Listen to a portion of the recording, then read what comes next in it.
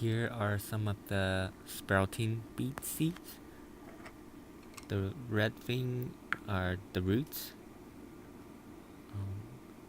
Yeah, you can see it's interesting how each single one actually contains more than one beet seed. So the germination looks kind of like there's two roots coming from a single seed, but there's actually more than one seed in each bundle. So I'm gonna plant the seeds, the germinated seeds directly into the soil.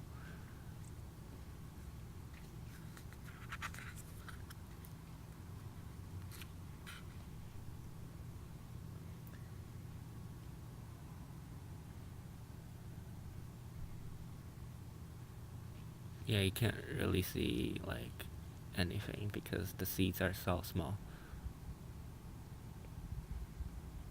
But I'm gonna plant the beet seeds on the left side of this vegetable like rectangular pot.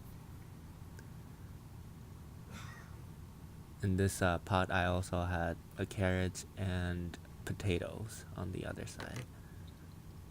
But yeah, I'm just gonna kind of bury them, distribute them, and then bury them with a little bit of soil on top. And I'm also gonna put some more new beet seeds into this area because I don't think this is gonna be enough beets for us this year. It's gonna be a little crowded though once they started growing.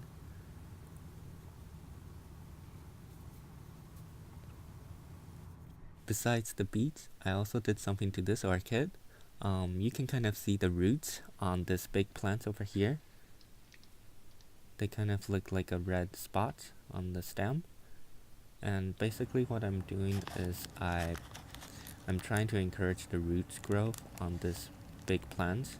So I wrapped some moss, some wet moss around the stem to encourage the root growth.